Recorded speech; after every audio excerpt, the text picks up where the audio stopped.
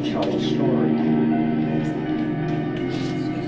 A creepy story. A very creepy story. The Room in the Tower by E.F. Benson, published in 1912.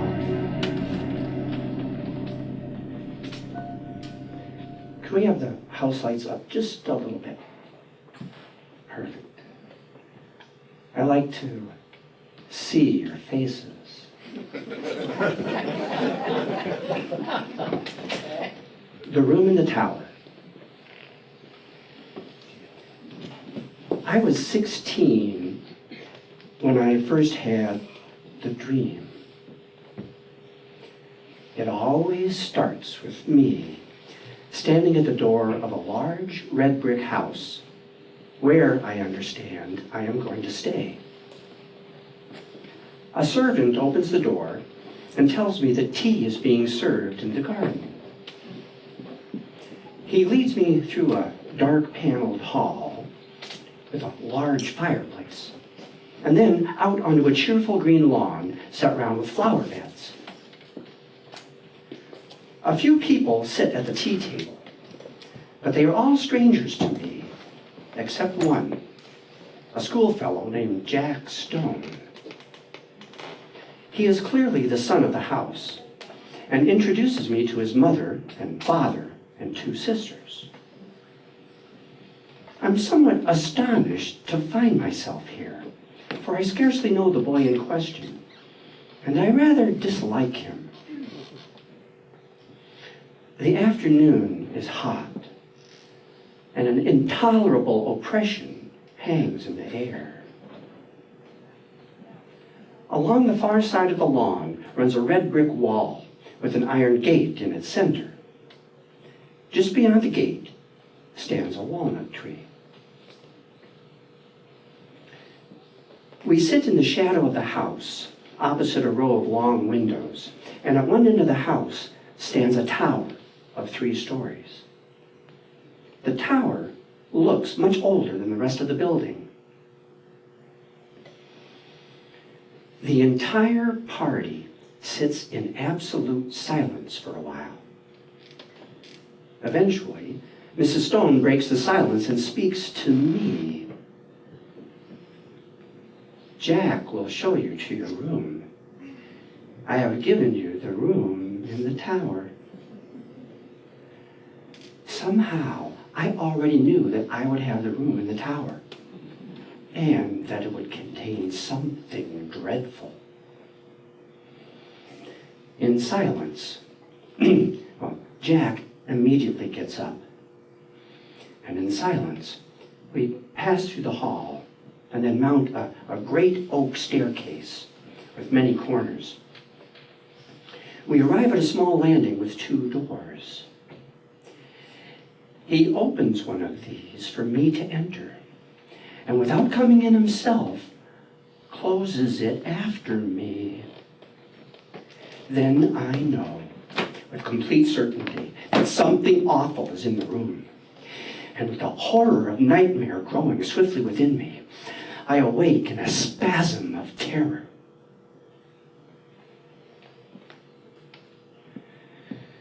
Variations of this dream occurred to me intermittently for 15 years. Most often it came in exactly this form: the arrival, the tea laid out on the lawn, the deadly silence followed by those 2 deadly sentences, the mounting of the oak staircase leading up to the room in the tower. And it always ended in the nightmare of terror at whatever was in the room, though I never saw what it was. In one variation of the dream, we would be having dinner in the dining room of the house instead of tea on the lawn. But wherever we were, there was the same silence, the same sense of dreadful foreboding. And I knew the silence would always be broken by Mrs. Stone saying to me, "Jack will show you to your room." I have given you the room in the tower. Upon which I would have to get up and follow him up the oak staircase and enter the room that I dreaded more and more with each recurrence of the dream. In another variation, I would find myself playing cards in complete silence in a drawing room lit with immense chandeliers. What the game was, I had no idea. And in spite of the fact that the room was well lit by chandeliers, I was scarcely able to see the cards.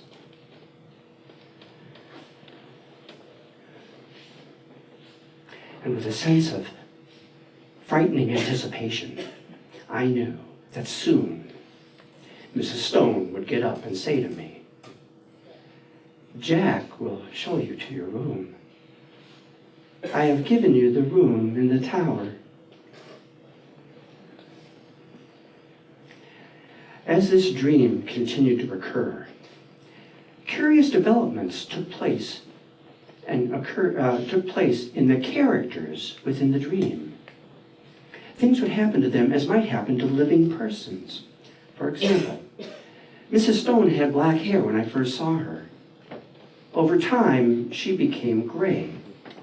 And instead of rising briskly from the table, as she had done at first, she got up very feebly, as if the strength were leaving her limbs. Jack also grew up and became a rather ill-looking young man. One of the sisters ceased to appear, and I understood that she had married and had moved away. Then 6 months went by without a recurrence of the dream, and I began to hope that it was gone for good. But one night, after this interval, I again found myself being led out onto the lawn for tea. But this time, Mrs. Stone was not there, and the others were all dressed in black. At once, I guessed the reason, and my heart leapt at the thought that perhaps this time I would not have to sleep in the room in the tower. As usual, we all sat in silence. Then, suddenly, the silence was broken by a voice which I knew all too well. The voice of Mrs. Stone. As usual, she said to me, "Jack will show you to your room. I have given you the room in the tower." Her voice seemed to come from somewhere near the iron gate at the center of the red brick wall that bounded the lawn. I looked up and saw gravestones standing just outside the gate, and I could read the lettering on the grave nearest me. It read, "In evil memory of Julia Stone." As usual, Jack got up, and again I followed him through the hall and up the oak staircase. But this time, it was darker than usual, and there was a dreadful odor of decay in the room. I woke from the dream, screaming. This dream, with the variations I've mentioned, went on at intervals, as I said, for 15 years. Sometimes I would dream it 2 or 3 nights in succession, but on average I would say I dreamed it maybe once a month. It always ended in the same appalling terror. And it seemed to gather fresh fear with each recurrence. The characters in the dream grew older over time. Some died, others married. And after Mrs. Stone had died in the dream, I never saw her again. But it was always her voice that told me that I would have the room in the tower. And I could always see her gravestone standing just outside the gate.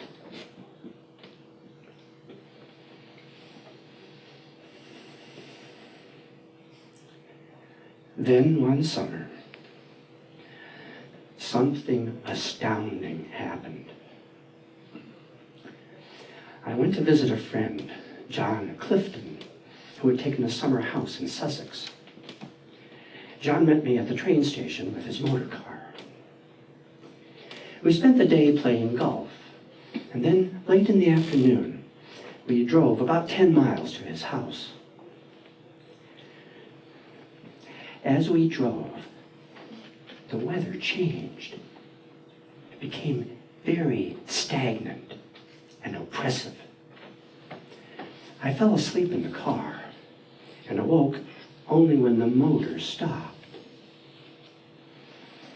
With a sudden mix of fear and curiosity, I found myself looking at the house from my dream.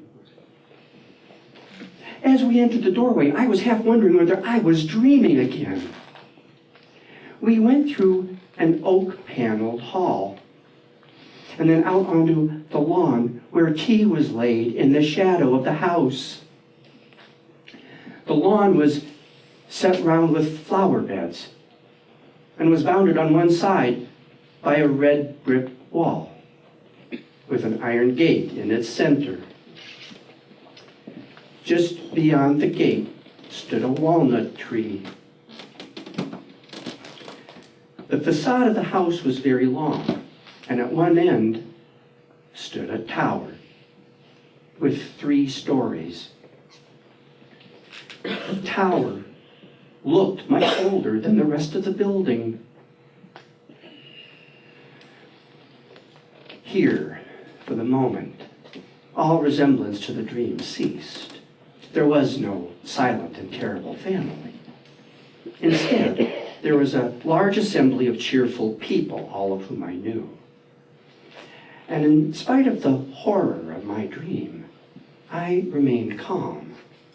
But I was intensely curious about what would happen next. Tea was pleasant, and before long, Mrs. Clifton got up. And at that moment, I knew what she was going to say. She spoke to me. "Jack will show you to your room. I've given you the room in the tower." For a moment, the horror of nightmare took hold of me again. But it passed quickly. And once more, I felt only the most intense curiosity. John turned to me and said, "It's right up at the top of the house. We're absolutely full up. Would you like to go up and see it now?" I got up and followed him. In silence, we passed through the hall and up the perfectly familiar staircase. Then he opened the door, and I entered the room. And at that moment, sheer, irrational terror consumed me. I didn't know what I feared. I simply feared. Then, like a sudden recollection, I knew what I feared. I feared Mrs. Stone, whose grave I had seen so often in my dreams. The grave with the sinister inscription in evil memory. The grave just beyond the lawn, which now lay below my window. Then once more, the fear was gone. I looked around the room and found that nothing had been changed from the room in my dreams, which I knew so well. The bed along the wall, the fireplace, the small bookcase, the 2 lattice-pane windows, and the dressing table. My luggage had already been unpacked, and my dinner clothes were spread out on the bed. Then I saw something that I had never seen in any of my dreams. a life-sized oil painting of Mrs. Stone. It hung beside the bed. As I looked at the painting, I was seized once more by the horror of nightmare. The painting represented Mrs. Stone as I had seen her last in my dreams, old and withered and white-haired. But in spite of her withered body, her narrow eyes beamed unimaginable evil. The whole face exuded some appalling mirth. Then I heard a tap at the door and I nearly jumped. John Clifton entered. Got everything you want? Rather more than I want, I said, pointing to the painting. He smiled. Yes, it is rather unpleasant, isn't it? I can imagine getting a nightmare if I went to sleep with that by my bed. I'll have it removed if you like. I replied, I really wish you would. He rang the bell, and with the help of a servant, we removed the painting, carried it onto the landing, and put it with its face to the wall. After dinner, the heat and oppression of the air increased noticeably. For some time, most of the party sat outside on the lawn where we had had tea. The sky was absolutely dark.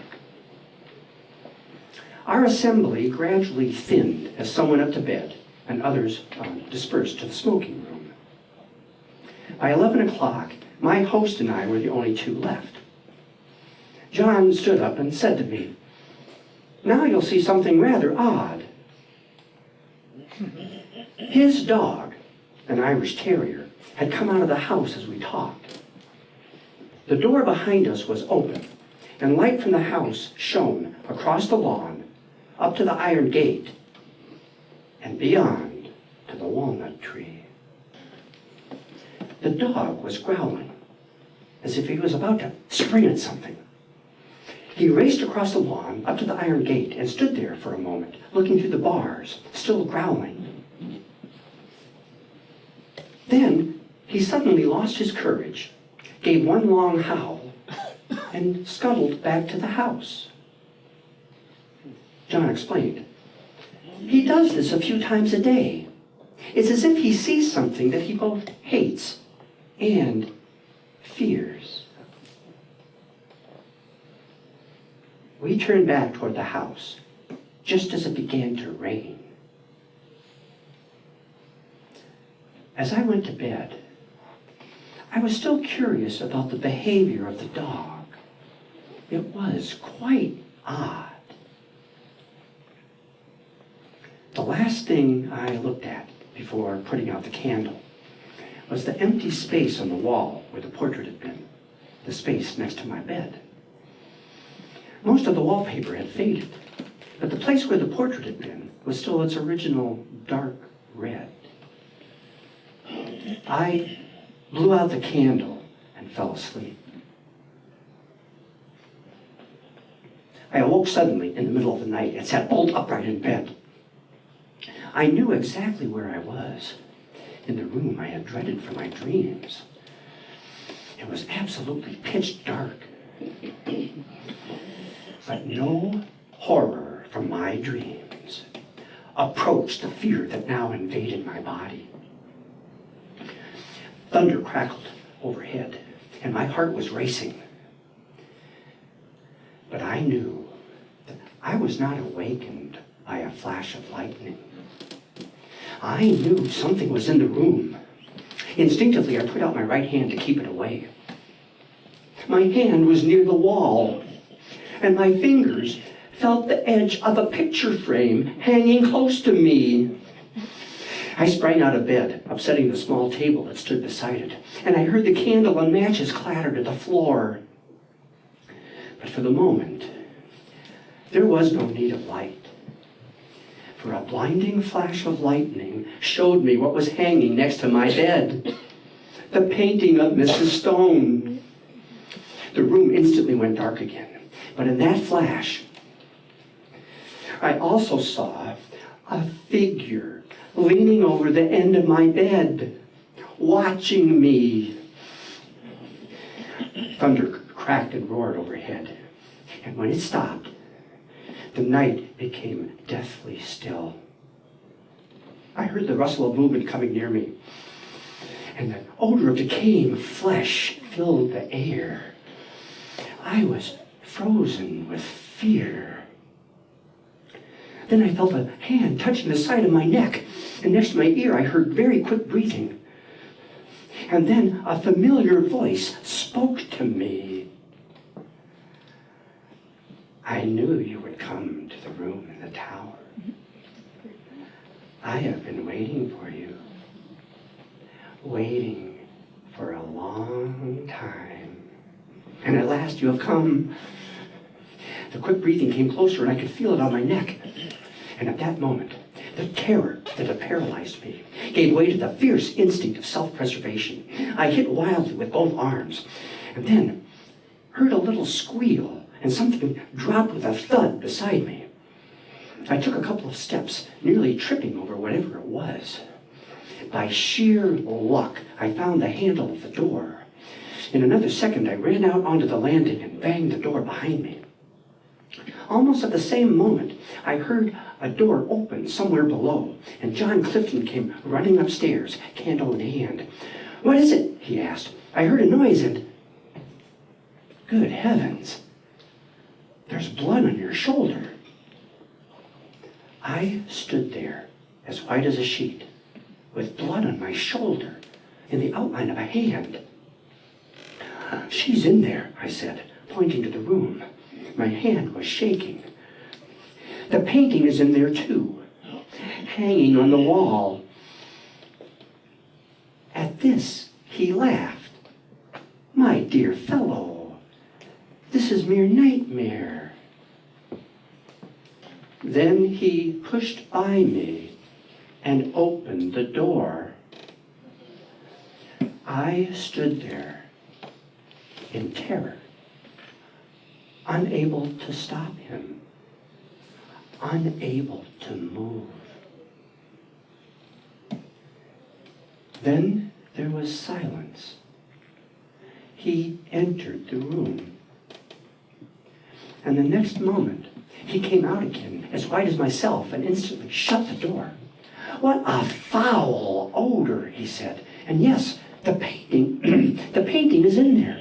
And on the floor is some thing, like a shroud, like what they bury people in. Come away, quickly." We went down the stairs as quickly as we could to his dressing room.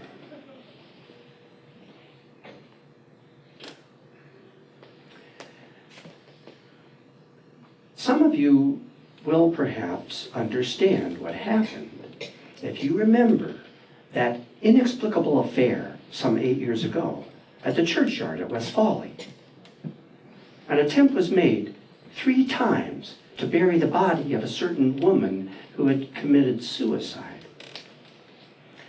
On each occasion, the coffin was found within a few days, again protruding from the ground.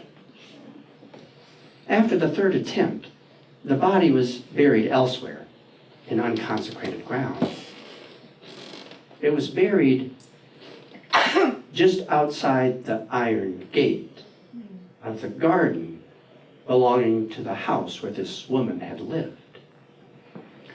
She had committed suicide in a room at the top of the tower of that house.